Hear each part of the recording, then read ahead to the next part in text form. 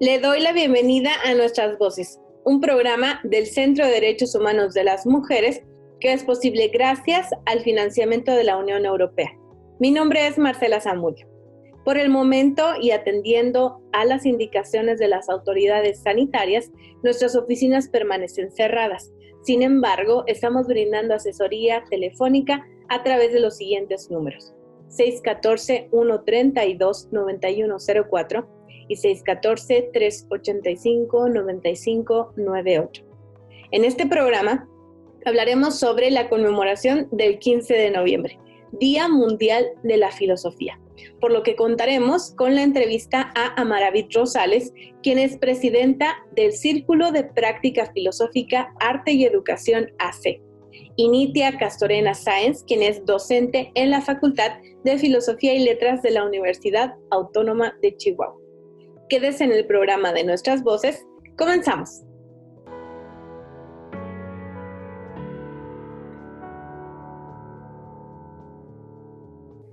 Ya estamos en el programa de Nuestras Voces, iniciando con nuestra primera entrevistada.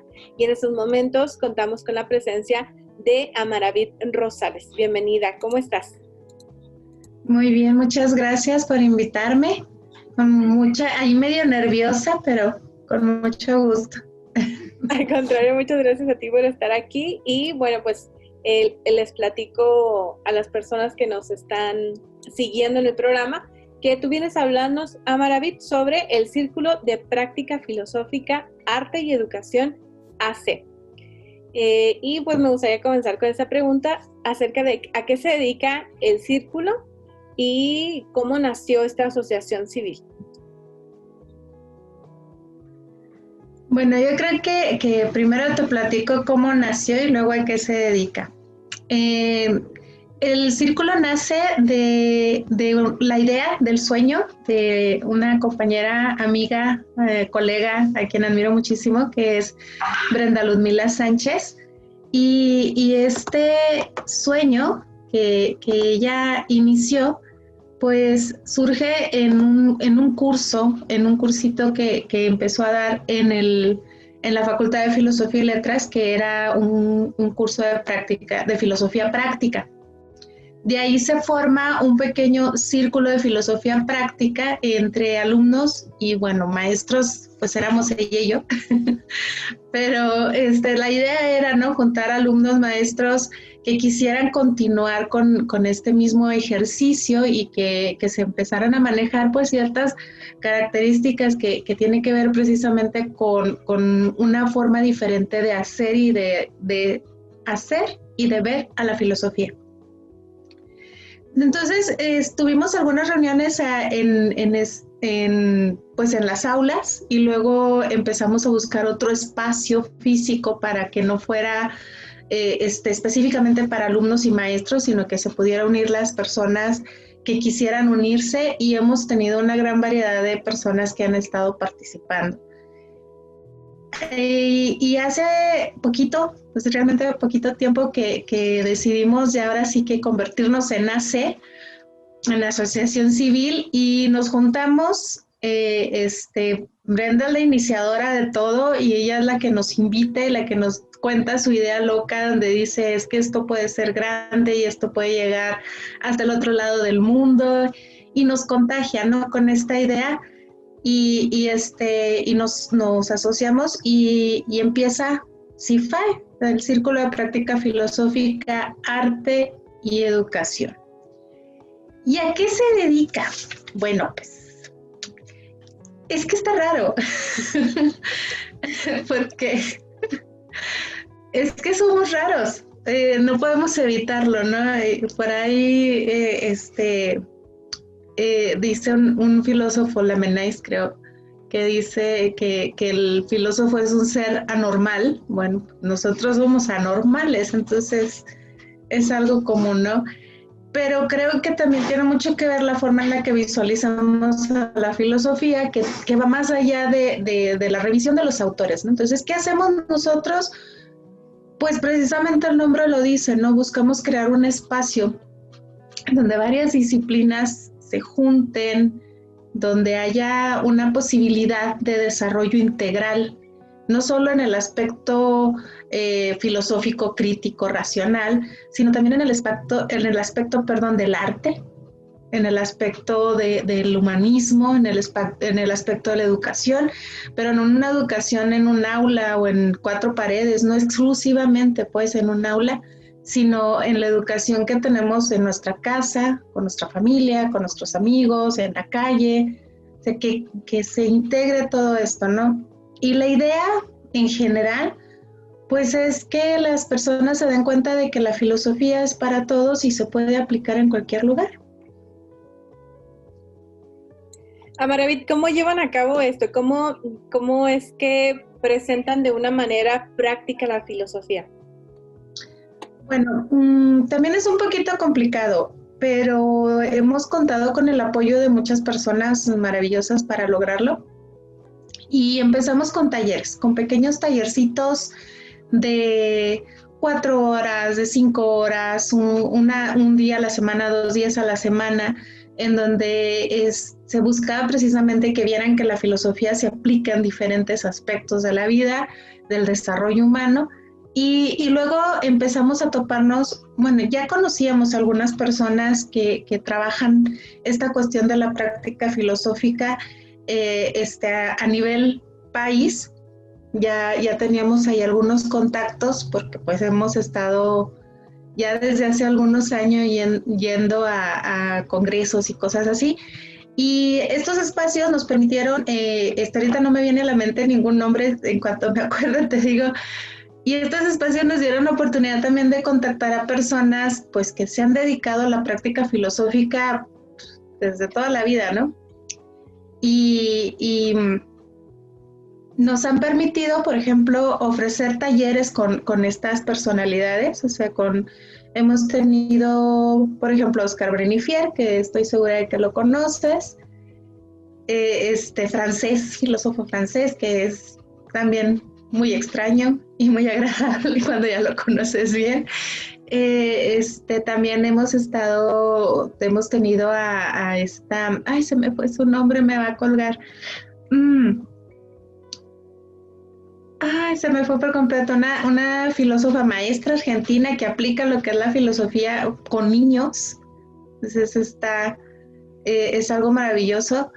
Y hemos tenido así varias personas que han venido a dar sus pláticas aquí, talleres. Entonces ofrecemos talleres, ofrecemos capacitaciones para personas que trabajan, por ejemplo, con niños, para maestros, para personas que trabajan con grupos vulnerables.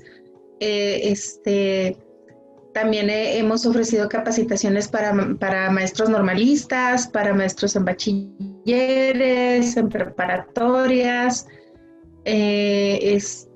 para los alumnos, los que están en formación para ser maestros, conferencias. Ahorita con la cuestión de la pandemia, estamos ofreciendo espacios de conversaciones. Entonces es algo así como que bastante interesante porque tenemos personalidades de todo el mundo presentándose y dar la oportunidad pues precisamente de esto, ¿no? Del diálogo a través de la maravillosa tecnología. Entonces es un espacio extra, ¿no? Para este intercambio. Amaravit, ¿cuántas personas integran actualmente esta organización? Somos 5 personas. Somos solo 5 personas que somos quienes fundamos la organización y hasta el momento pues, somos los que estamos registrados. Sin embargo, han estado participando con nosotros bastantes otras personas han entrado y salido, se han llegado, han aportado, han trabajado. Hemos planteado que se unan al círculo oficialmente por cuestiones de trabajo, pues no se ha podido, ¿no? Y han salido, pero siguen en contacto para seguir participando y son aportaciones sumamente valiosas. Y bueno, ¿por qué es importante que exista la filosofía en el mundo o aplicarla a todas nuestras áreas? Híjole, qué pregunta tan importante y tan difícil. De verdad es una pregunta que nos hacemos desde que empezamos a estudiar filosofía o desde antes, pero sí está bastante complicada. Esta es una opinión completamente personal. Yo opino que la filosofía es importante que exista y que la podamos aplicar en las diferentes áreas en las que nos desempeñamos porque nos da una posibilidad a la apertura. Una cosa que yo observo en las personas que practican la filosofía, no tanto aquellos que son licenciados en filosofía o que leen filosofía, sino las que practican la filosofía, es que mantienen una visión de apertura. Y eso les permite a seguirse asombrando, seguir cuestionando, analizando, la posibilidad al diálogo, al intercambio, al enriquecimiento como seres humanos. Entonces, por eso es importante. Y bueno, te hago esta pregunta porque justo el 15 de noviembre conmemoramos el Día Mundial de la Filosofía. Y bueno, otra pregunta en este mismo sentido sería, ¿cuál habría sido la forma ideal de conmemorar esta fecha? ¿Cuál habría sido la forma ideal? Creo que la forma ideal hubiera sido manteniéndonos abiertos a todas las posibilidades de comunicación con los otros.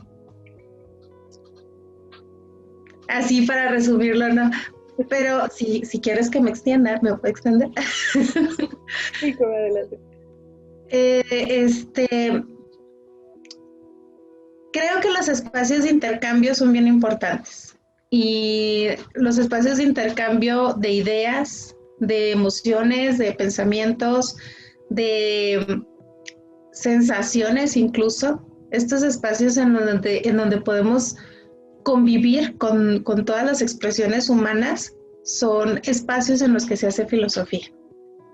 Entonces, lo ideal sería que nosotros pudiéramos mantenernos dentro de estos espacios y no solo para conmemorar el Día Internacional de la Filosofía, sino todos los días. Y Amaravit, si nos pudieras compartir un poco más, ¿cuáles son los programas que ustedes están ofreciendo y a qué público está dirigido principalmente? Bueno, ahorita en este momento estamos ofreciendo lo que es Conversaciones, que es un programa para el público en general. Quien desee unirse puede unirse. Aparecen ahí las invitaciones en la página de Facebook. Ahí luego te paso el dato de cuál es. Pues es para todos. Es un espacio para el que quiera ingresar, para el que quiera conversar, para el que quiera escuchar el tema. Es completamente gratis también. Y pues eso es maravilloso, ¿no? Porque tenemos grandes personalidades en estos espacios. Conversaciones se ha enfocado a precisamente esta apertura, ¿no? Este intercambio entre el arte, la educación y la filosofía. Y hemos tenido personas que se dedican a la filosofía, personas que se dedican a la educación, personas que se dedican al arte. Recientemente acabamos de tener una conversación con René Nevares, precisamente sobre la poesía, sobre lo que es, para qué sirve la poesía, que también canta precioso ella.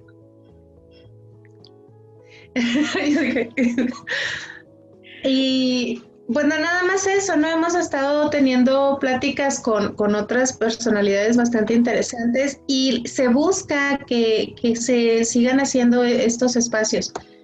Otro de los programas que está ahorita en funcionamiento es el programa Anayawari, que ha sido apoyado por el DIF. Está dentro de los apoyos que ha brindado el DIF y está enfocado a trabajar principalmente con personas de la tercera edad. Originalmente la idea era trabajar con abuelitos de Santa Isabel y darles talleres, darles pláticas, etcétera, etcétera, que de hecho es un programa que no surge directamente del CIFAE, sino que surge de unas chicas exalumnas, una es exalumna de la carrera de la Facultad de Filosofía, otra es alumnita del sistema virtual, y ellas tenían esta idea, este deseo de hacer este programa y nos piden apoyo como asociación. así como que apadrínenos para poder entrar a proponerlo y bla, bla, bla, ¿no? Por diferentes situaciones, ellas no pudieron continuar, pero nos permitieron continuar con su proyecto y pues nosotros empezamos a trabajarlo, se viene la cuestión de la pandemia y tenemos que trabajarlo de manera distinta, ¿no? Entonces, estamos por teléfono con los abuelitos, y ya nos platicamos la vida, hay veces que duramos 1 hora, 2 horas platicando con alguno de ellos y es algo muy bonito. Y este programa se extendió un poquito con los niños de una casa hogar, precisamente. Y la idea pues es, con estos niños se trabajó la cuestión de la creación literaria, el cuento, el dibujo, en esto pues lo que era la expresión corporal, lo que es la cuestión del análisis filosófico, y ellos van a intercambiar historias entre los abuelitos y los niños de la casa hogar, como parte de ese programa. Y que está por concluir, de hecho, ya pronto vamos a terminar con ese programa. Qué interesante, porque pues justo reúnen diferentes generaciones, ¿no? Exactamente, esa es la idea. Y luego aparte son mundos pues, bastante distintos, ¿no? Los abuelitos que están en Santa Isabel pues tienen un contexto de vida, nos hemos topado con historias muy, muy fuertes, muy desgarradoras con los abuelitos, ¿no? Y con una fuerza increíble, o sea, de que nos enseñan así de que, ay, tú te estás quejando por nada, ¿no? Y ellos han salido adelante y han crecido y han hecho tantas cosas. Y con los niños en la casa hogar también, porque pues son niños en situaciones bastante complicadas y luego nos topamos con niños que llegas y les dices sana distancia, y ellos te abrazan. Les vale la sana distancia, entonces es algo muy, muy bonito, es algo muy, muy, muy, muy bonito, muy maravilloso. Yo he aprendido muchísimo con ello. Y ahorita es lo que hemos estado ofreciendo, directamente. No hemos hecho otro tipo de actividades porque pues no se nos permite pues el contacto, ¿no? con esta situación. Pero en otras ocasiones se han hecho talleres y tenemos como que una lista de servicios en donde cada uno de nosotros maneja ciertas áreas donde podemos trabajar en tallercitos, ¿no? Por ejemplo, yo manejo lo que es el clown un poquito. Entonces es así como que una mezcla de esta cuestión de la curiosidad y de la naturaleza extraña del clown, ya te diste cuenta porque soy como soy. Y pues mezclado no con el asombro y la conversación de la filosofía, ¿no? Es una conversación más tangible, diríamos, más que de plática como tal. Pero, por ejemplo, tenemos a Brenda que se enfoca mucho en la cuestión también de esto lúdico, pero en otros aspectos, ¿no? Es lúdico educativo y está muy padre también lo que ella maneja. Tiene un taller que se llama La Hora del Recreo, maravilloso, en donde precisamente nos enseña a soltar y relajar, ¿no? O sea, olvídate del mundo, estás aquí, ¿sí? Y por ejemplo, Rosario, ella, aparte de ser licenciada en filosofía, es músico. Entonces ella trae todo este desarrollo de la cuestión artística, de la música, y también es escritora, entonces también trae un poquito ahí la cuestión de la creación literaria. Entonces es así como que vamos combinando estos detallitos y ofrecemos esto, no están abiertos todo el tiempo, pero si alguien nos dice, oye, me interesa esto, pues te construimos algo y vemos si te interesa, ¿no? Qué interesante, ¿no? Son perfiles que al final tienen algo en común, pero que son muy diversos de todas maneras dentro de esta misma organización. Sí, así es. Luego chocamos, pero está padre. Encuentran de todo.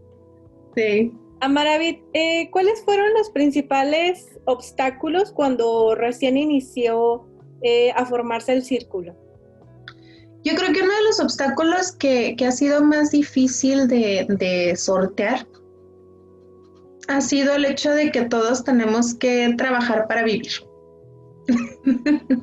Sí, yo creo que en toda asociación civil pasa eso, ¿no? De que estás enamorado de un proyecto, pero al mismo tiempo no puedes dedicarte 100% a ese proyecto. Entonces tienes que encontrar los tiempitos y bueno, pasa, ¿no? Que de repente en casa te dicen, ay, ahí vas otra vez y ¿para qué te vas para allá? ¿Y para qué le dedicas tanto tiempo? Sin, pues si ni te deja nada, ¿no? Porque no lo ven tangible, ¿no? No llega uno con el cheque a casa, ah, mira, esto es lo que me dejó, no, porque lo que nos deja pues es más interno, es más, es nutritivo, ¿no? Nos hace crecer.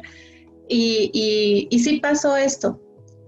Ese yo creo que ha sido el más complicado al principio, pero también tiene que ver el hecho de que somos personas, somos seres humanos y obviamente tenemos momentos en los que no estamos de acuerdo. Entonces ha sido un poquito complicado también aprender a lidiar con estos momentos y entender que sí somos una asociación civil y somos pues una empresa, entre comillas, ¿no? De que tenemos que organizarnos, que tiene que tener estructura, pero también somos amigos. Y eso es algo que tiene que estar siempre presente, ¿no? El apoyo. Y por el otro lado, ¿cuáles serían los logros más importantes que ustedes reconocen? Creo que hemos estado haciendo de alguna manera una huellita en Chihuahua y esa huellita se ha ido extendiendo un poquito, pues yo pensé que nada más así en ciertos lugares del país, ¿no? De que ya saben, ah, tú eres del CIFAE.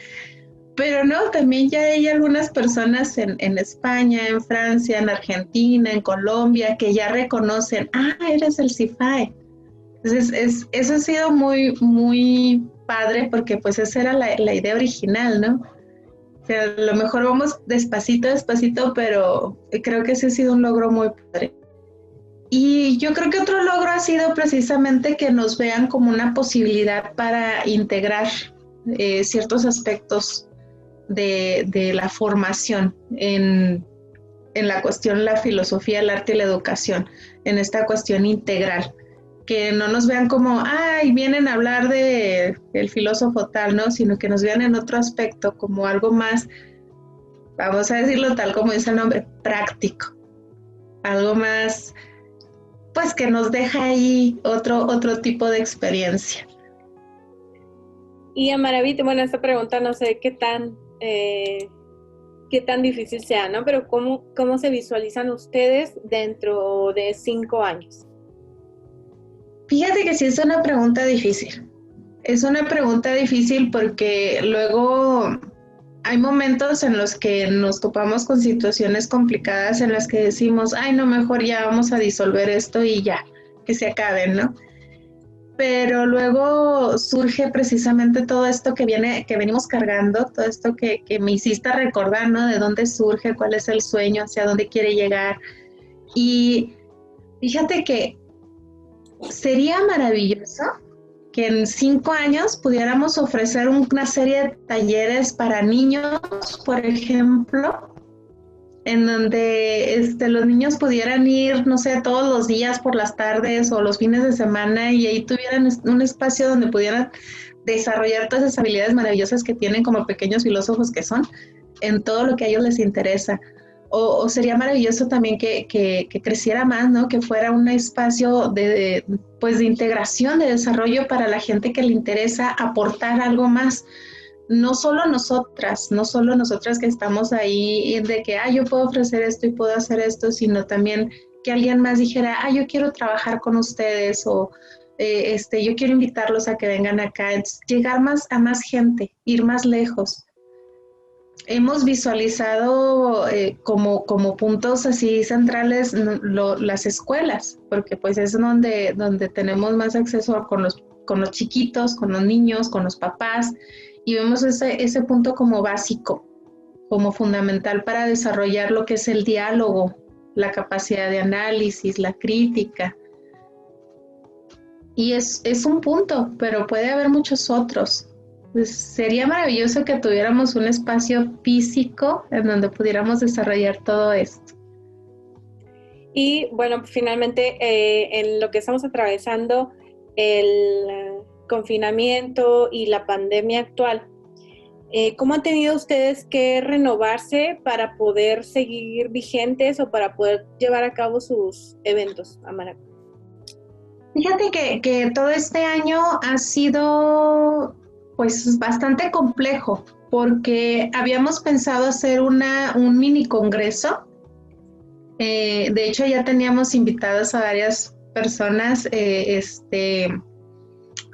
Déjame, me acuerdo, habíamos invitado precisamente a Oscar y habíamos invitado también se me olvidan los nombres. Nombres, soy buena para que se me olviden.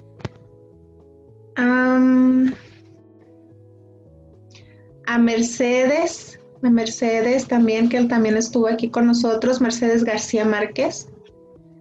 Y bueno, también habíamos invitado a otras 2 personas de Argentina. Entonces sí había habido ahí un proyecto grande.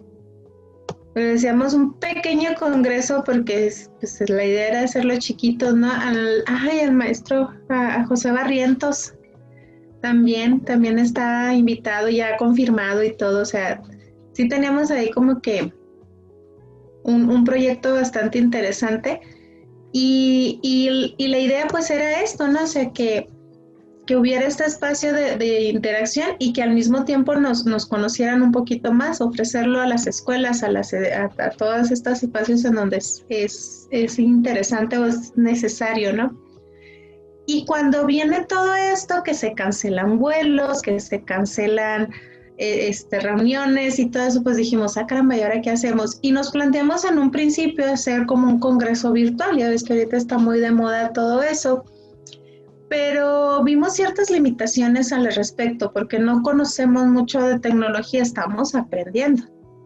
Ya le movemos más fácil al Zoom, pero todavía estamos aprendiendo.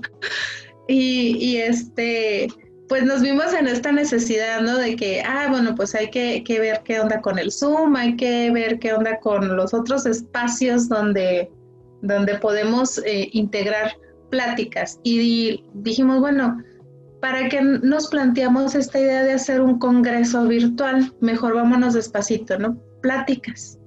Vamos a hacer conversaciones. Y es ahí donde surgió precisamente, ¿no?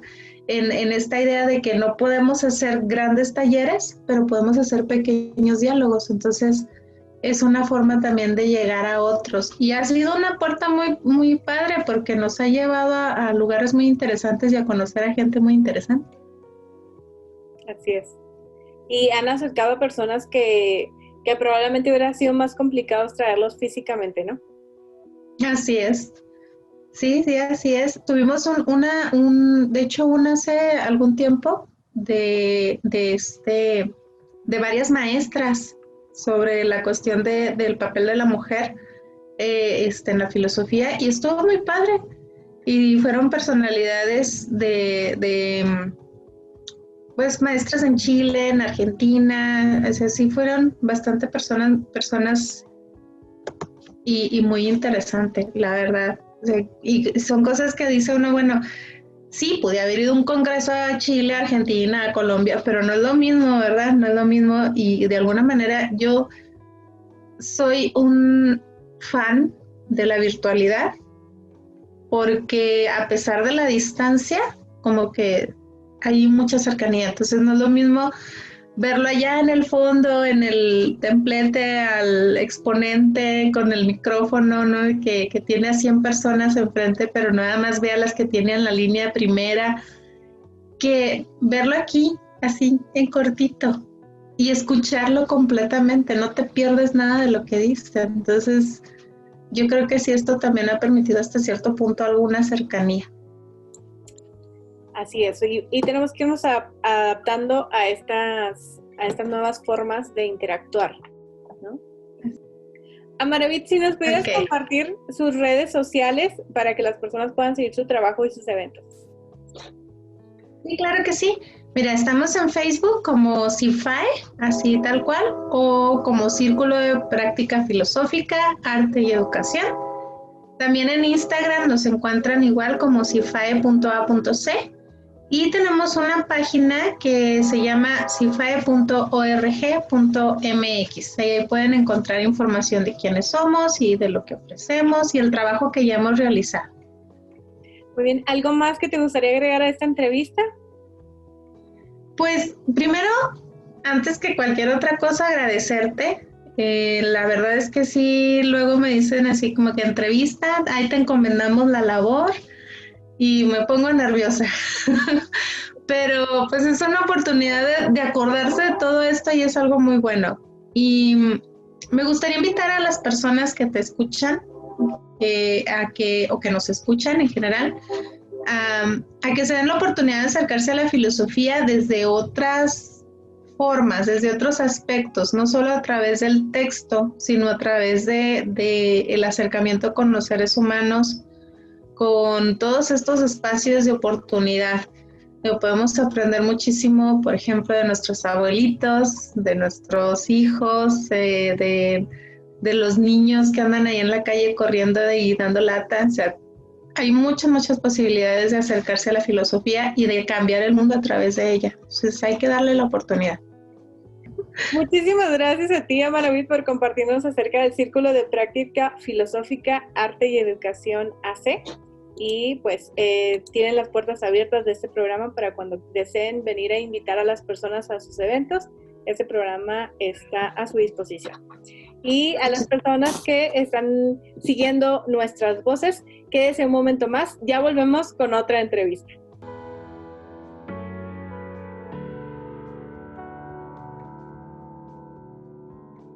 Continuamos con el programa de Nuestras Voces. Y en estos momentos ya nos acompaña Nitia Castorena Sáenz, quien es maestra en la Facultad de Filosofía y Letras. Bienvenida, Nitia, ¿cómo estás? Hola, muchas gracias. Pues muy contenta de poder estar con ustedes. El Centro de Derechos Humanos de las Mujeres siempre es una organización a la que admiro, respeto y le sigo el paso mucho por todo lo que hacen. Muchas gracias por la invitación, Marcela. Gracias. Al contrario, muchas gracias a ti por estar aquí. Y bueno, hoy vamos a hablar en este programa, o hemos estado tocando este tema, el 15 de noviembre, que fue el Día Mundial de la Filosofía. Y nos interesa mucho conocer acerca de tu experiencia porque, bueno, aparte de ser docente en la universidad, pues eres investigadora, historiadora y actualmente estás estudiando el doctorado en filosofía. Entonces, nos gustaría empezar desde el principio, Nitia. Sabemos que tienes una gran trayectoria también como activista, entonces quisiera comenzar por cómo te interesó el área de las humanidades, por ejemplo, para estudiar. Fíjate que sí es algo que he pensado mucho, ¿no? De la diferencia entre humanidades y ciencias sociales me encanta, ¿no? Porque las humanidades son las imposibilidades. La historia, la filosofía, la poesía son las cuestiones inaprehensibles, ¿no? Inalcanzables, que no les gustan mucho a los que se dedican a las ciencias duras, ¿no? Comprobables, e incluso, digo, a las ciencias sociales también no les agradan, pero si no, pues digo, creo que en general, en este punto, si no nos dedicamos a pensar en las ideas de otras personas nos van a determinar. Entonces siempre es importante hacer un alto, ¿no? Para poder pensar y todo lo que implica pensar. Yo digo, pues sí he estado muy involucrada con colectivos, movimientos sociales desde hace muchos años. A mí algo que me marcó fue la matanza de Acteal. Yo estaba muy adolescente y supe de la matanza de Acteal por las noticias y lo escuché en el radio que un grupo de personas iba a hacer una manifestación ininterrumpida, quedándose a dormir en la Plaza Hidalgo para que se posicionara respecto a lo que había ocurrido en Chiapas, ¿no? Y yo dije, por supuesto, ¿no? Le pedí permiso, yo tenía 16 años, le pedí permiso a mi mamá, agarré mi sleeping y me fui a la plaza Y me recibió ahí Martita de los Ríos, y yo creo que se asustó, ¿no? De ver a una adolescente menor de edad con su sleeping ahí como para dormir. Y me dijo, no, mira, déjame te presento a un grupo de personas jóvenes que se están organizando y que tienen un colectivo, ¿no? Era el ULE, se llama Unión Latente Estudiantil. Y pues me presentó a Alicia de los Ríos y a Abril Olmos, ¿no? Que desde entonces somos muy amigas. Y bueno, pues digamos que eso fue y yo, fíjate, yo todavía en ese momento yo decía, no, yo estaba en un CBETIS, estudiaba electromecánica y pues para mí era eso, ¿no? Como muy técnico mi perfil. Después cuando salgo del CBETIS, yo creo como cualquier persona de 18 años entro en crisis de que no sé qué voy a seguir estudiando, y me gustaba filosofía y me gustaba derecho, pero a ninguna de las dos podía entrar porque en aquel momento el programa de la UACH solamente aceptaba el bachillerato general y el mío era un bachillerato en físico-matemáticas. Entonces tenía que estudiar una ingeniería a fuerzas en la UACH o en el TEC. Y pues como la mayoría de mis amigos en el CBETIS eran hombres y ellos decidieron seguir estudiando mecánica en el TEC, pues ahí voy yo con ellos a mecánica al TEC.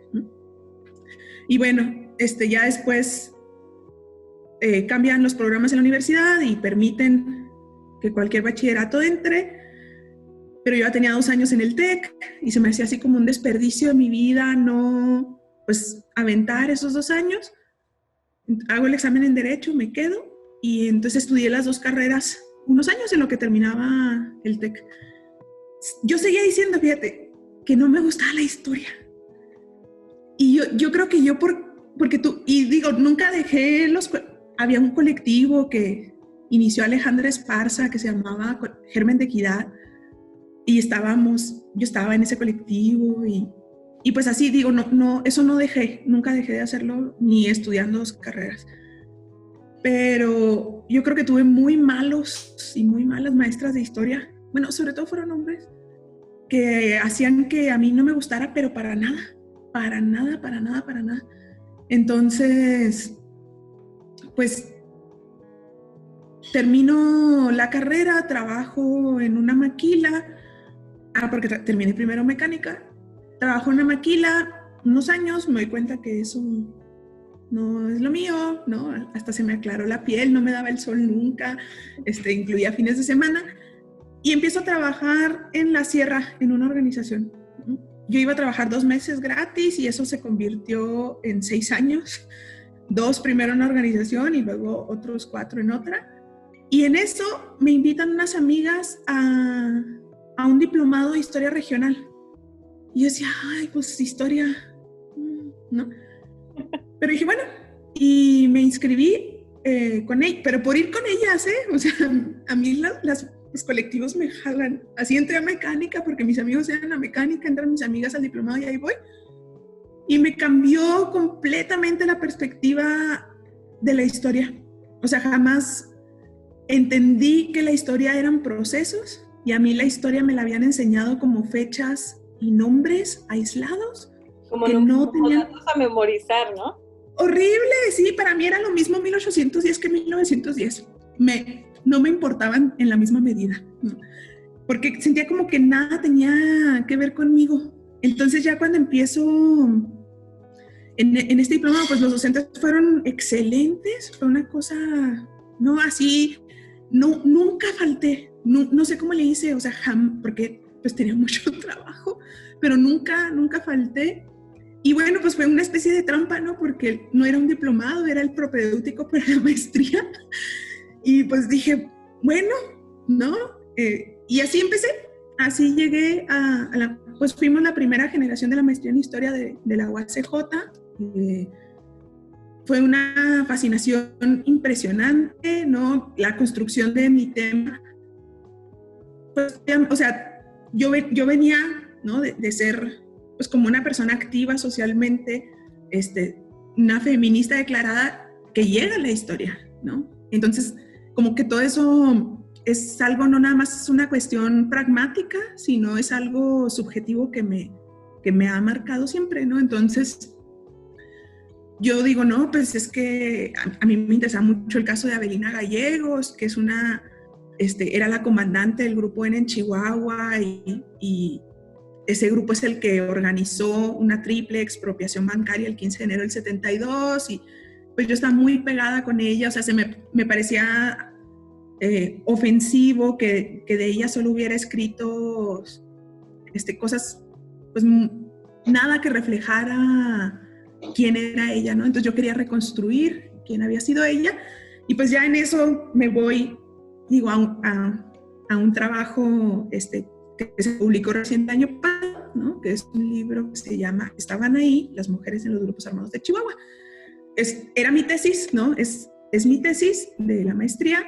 Supongo que todo el mundo cuando terminamos una tesis terminas medio peleada con ella. Pues yo cuando la terminé, no la quería ver durante algún tiempo. Luego ya hicimos las paces, nos volvimos a ver, sobre todo porque pues mucha gente me dedicó algo irrecuperable, que es su tiempo. Me dedicaron su tiempo y abrieron su memoria, ¿no? Para las entrevistas y eso me parecía muy valioso. Porque las mujeres como sujetos subalternos, pues no hay archivos que den cuenta de cómo se vivió, cómo se sintió, qué pasó después, ¿no? Entonces, eso es parte de lo que yo reconstruyo en este libro y creía que, pues justo el libro para mí es como la deuda ética con todas estas mujeres, porque fueron sobre todo mujeres, digo, sí entrevisté hombres, pero los hombres que entrevisté fue para reconstruir a mujeres, ¿no? Que ya no podía entrevistar. Y pues bueno, así llegué a la historia. ¿Cuánto tiempo te tomó presentarlo como libro? Bueno, esto que comenzó como tesis y que concluyó en esta publicación, ¿cuánto tiempo fue en total, Nitia? Uy, pues siempre es chistoso eso, ¿no? Porque un libro se piensa que es algo que ocurrió en el momento en que se publica, pero pues no. Yo terminé la tesis en el 2013, porque bueno, además mi hija estaba chiquita, entonces yo escribía la tesis como de las 8:30 de la noche cuando ella se dormía hasta la medianoche y me levantaba en la madrugada, así, ¿no? Ya en la última parte de la tesis dormía 4 horas para poder escribirla. Yo creo que por eso terminamos tan peleadas.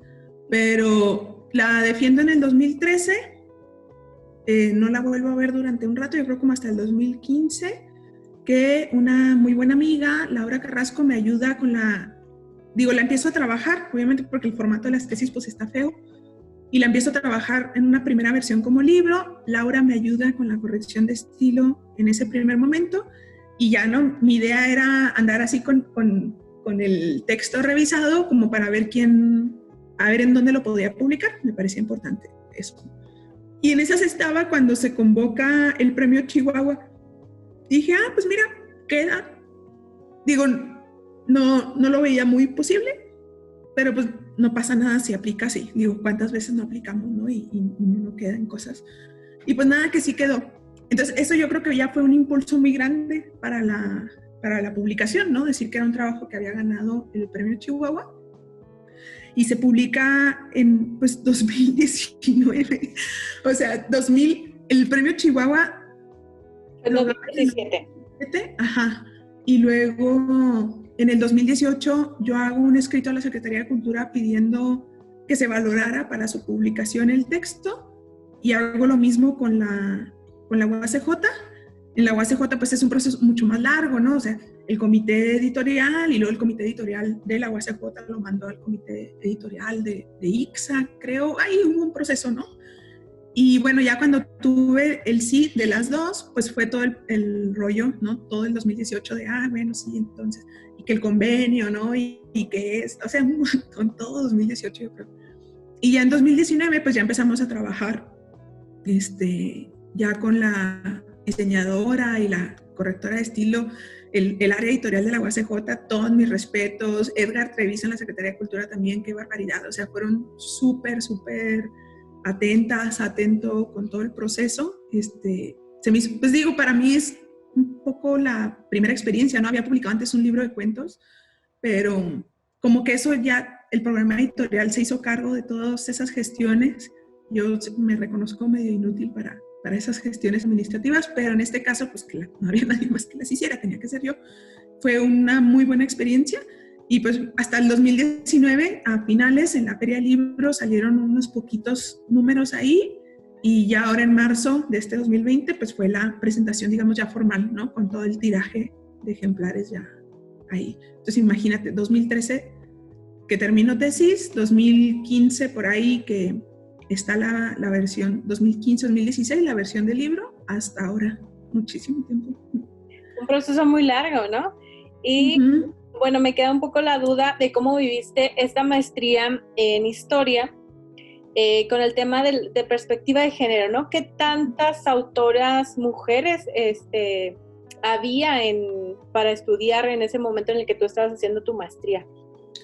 Sí, también fue todo un tema ese, ¿no? Pero como son poquitas, hizo como que las cosas muy entrañables, ¿no? En la práctica.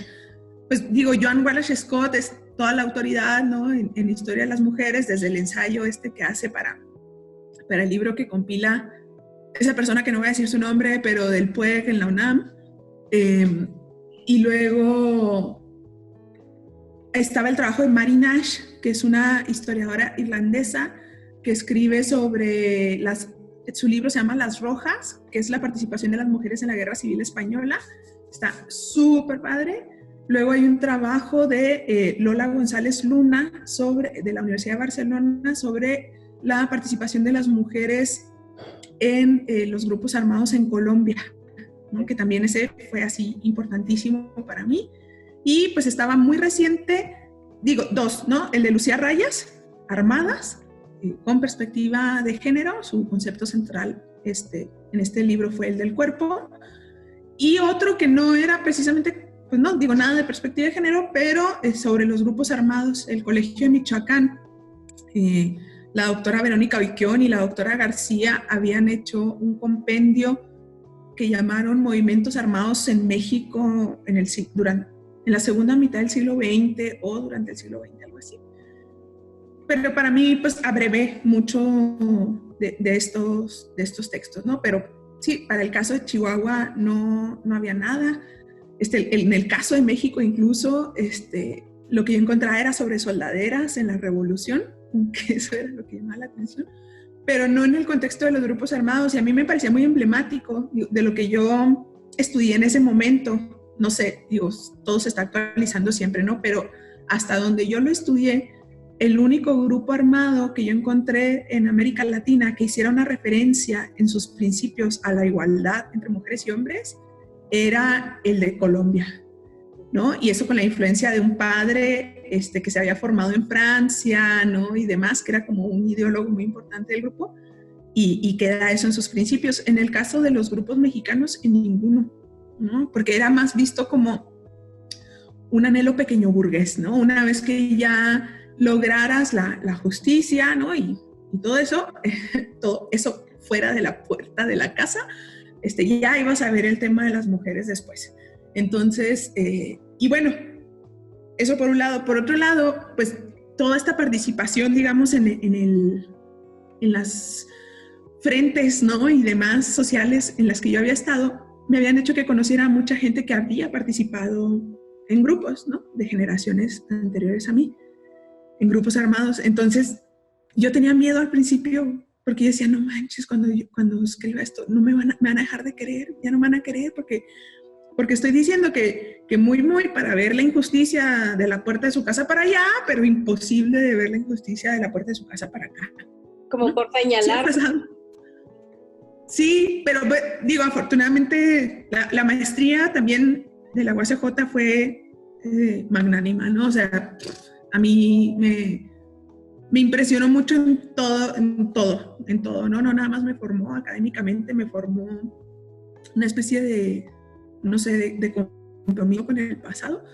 Y la historia no es, ¿no? La función de la historia es hacer justicia. O sea, yo no estoy pensando este libro como hacer justicia a las mujeres.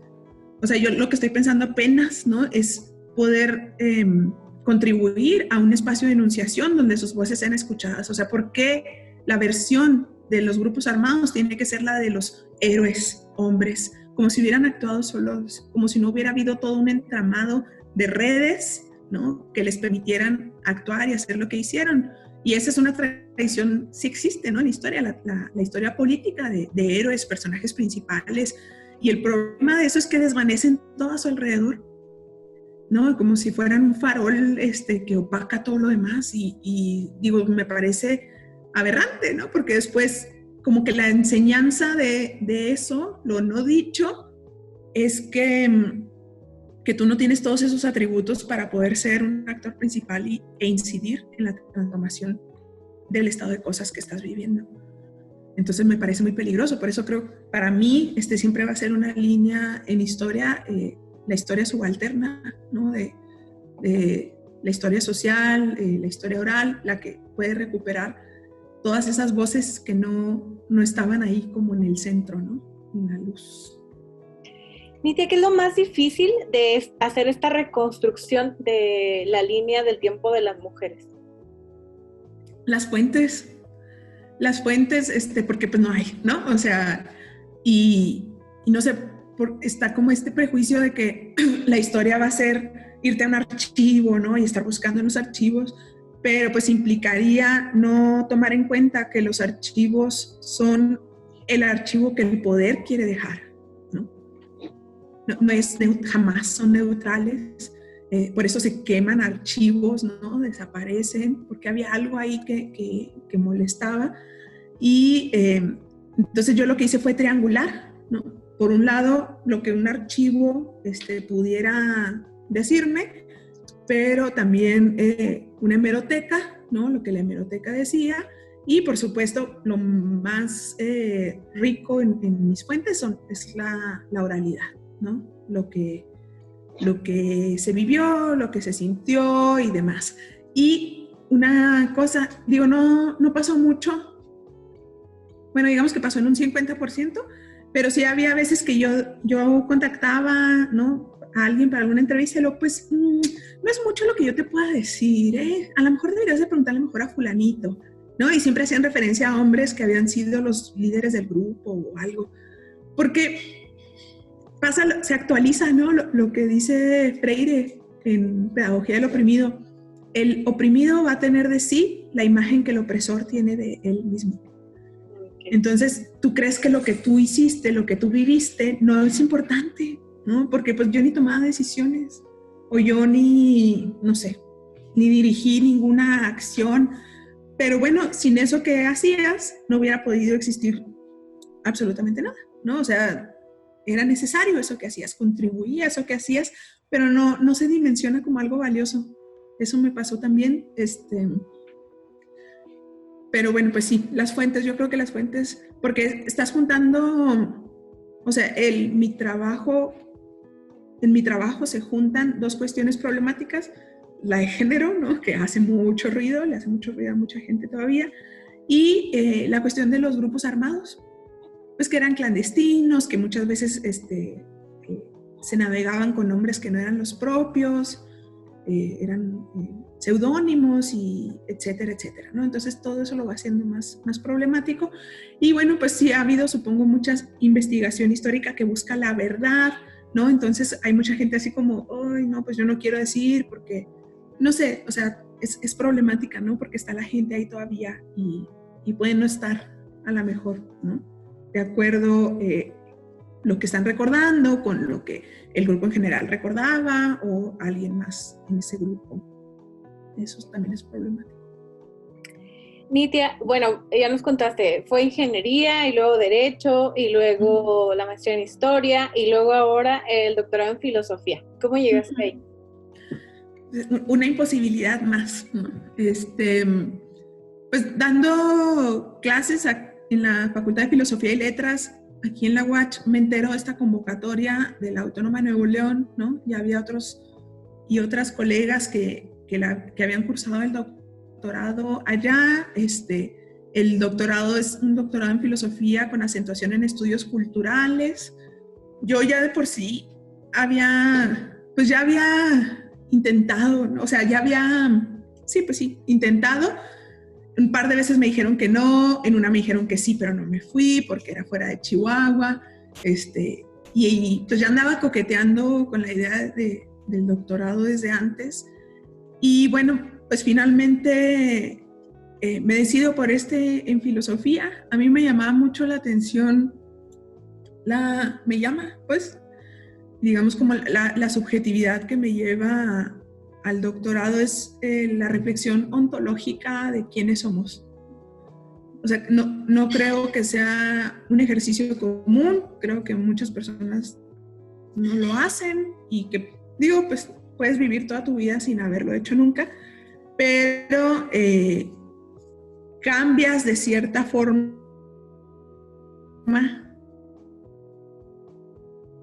¿no?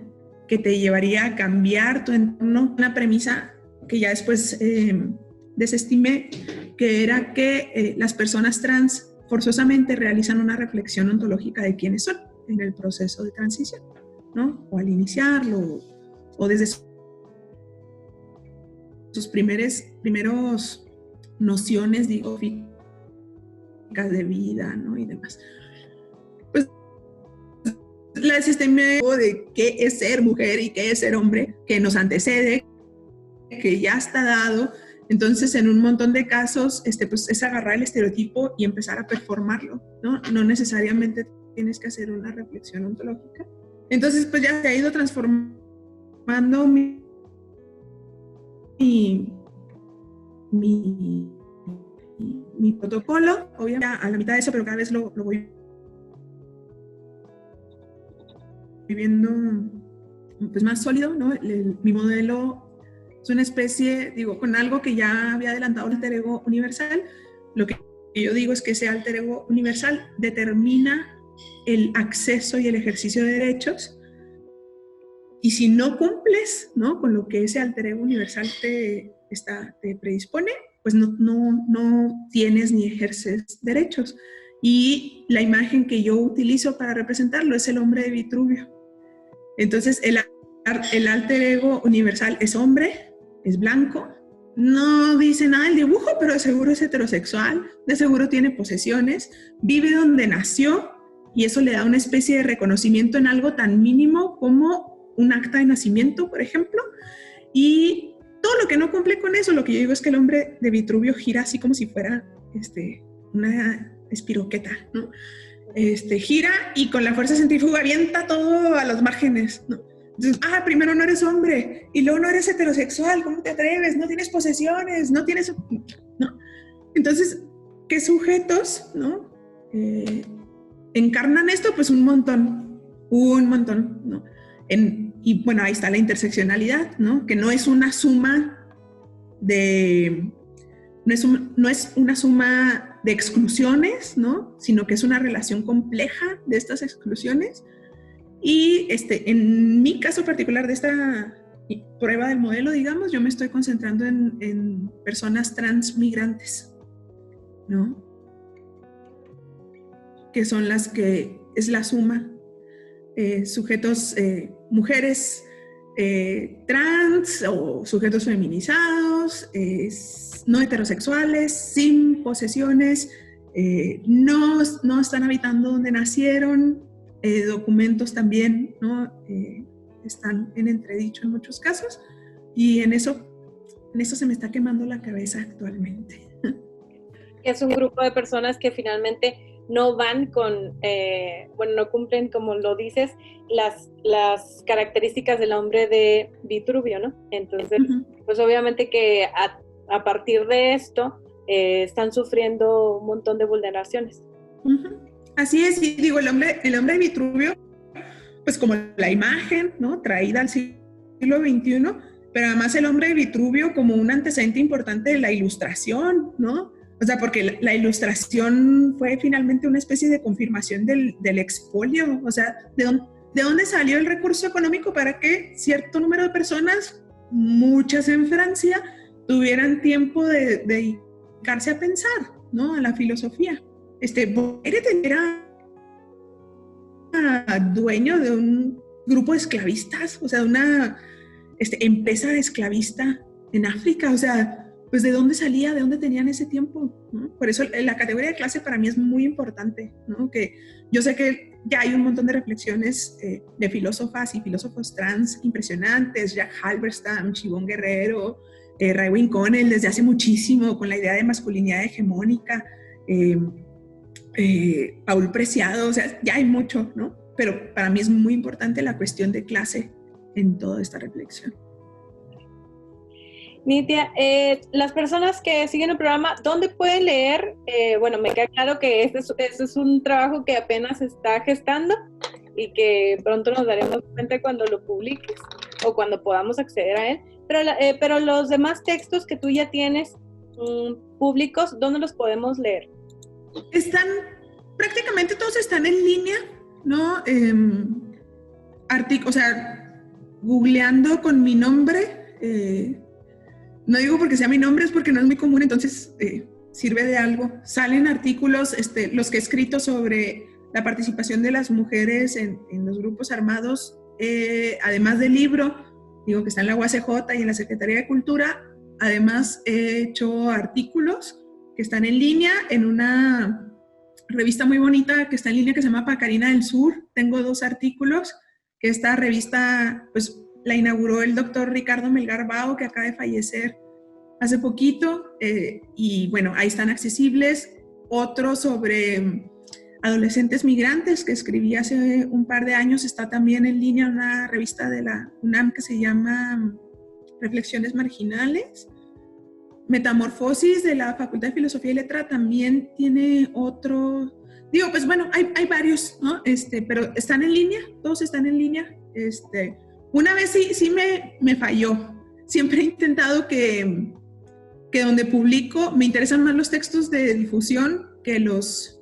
Digo, por supuesto que me interesan los textos académicos, pero me molesta mucho que las revistas los secuestren, ¿no? Porque luego, pues, te dictaminan, pues haces trabajo para hacer el texto, luego te lo dictaminan, luego lo corriges, y luego lo publican y ni siquiera tú tienes acceso, porque los venden, ¿no? A bases de datos que no invirtieron ni en la investigación, ni en la escritura, ni en la dictaminación, ni en nada, y luego los cobran, me choca.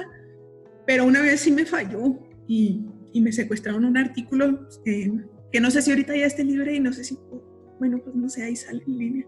No sé si puedo decir. Sí, pero bueno, ahí están. Muy bien. Y bueno, pues finalmente me gustaría cerrar esta entrevista con la pregunta de ¿cuál habría sido la forma ideal de conmemorar el Día Mundial de la Filosofía? Híjole, yo creo que pues haciendo filosofía. No, o sea, hay algo, no sé por qué siempre se relaciona la filosofía con una persona como ahí sola leyendo, ¿no? Así como una persona súper ñoña leyendo. Y yo creo que no, como que no tiene futuro esa noción de filosofía individual, ¿no? O sea, o es colectivo o no es. No hay forma, incluso para las lecturas que uno hace cuando estás estudiando, ¿no? Tú puedes haber interpretado algo a partir de la que eres y de lo que sabes. Y tú crees que ya le entendiste al texto y luego te enfrentas, digo, no un enfrentamiento, sino platicas con otras colegas sobre lo que entendieron del texto y te das cuenta que no lo entendiste, o te das cuenta que entendiste una parte pero había otras maravillosas que se te habían pasado pero la otra lo vio. Entonces, como que no hay forma de que no sea colectivo, incluso la producción de un libro. O sea, ¿con cuántas personas ha platicado Judith Butler en su vida o Rosy Braidotti? No estaban solas encerradas en su casa, estaban platicando y dialogando con otras, ¿no? Y así se construye. Entonces yo creo que filosofía es eso, o sea, es colectiva, es un intercambio, es una plática, digo, desde la más hippie de panteísta, ¿no? Que hables del ser, ¿no? En las plantas, en los animales, hasta qué piensas del futuro, ¿no? Porque el futuro siempre va a ser esperanza. Si no, pues muchas cosas no valdrían la pena. Entonces yo digo que esa es una buena forma con las amigas, con las hijas, hijos, amigos, amigas, parejas, platicar, ¿no? O sea, hacer filosofía, porque es la que nos determina. Le podemos poner atención o no, pero nos va a determinar de alguna forma. Muchísimas gracias, Nitia, por habernos compartido tus acercamientos a las ciencias sociales, a las humanidades y pues por dejarnos este pedacito de semilla, ¿no? Para seguir construyendo. Muchas gracias a ti por la invitación, Marcela, y gracias al CEDEM. Gracias. Al contrario, te mando un muy fuerte abrazo y a las personas que siguen viendo este programa, continúen. Ya volvemos con un poco más para el cierre de Nuestras Voces.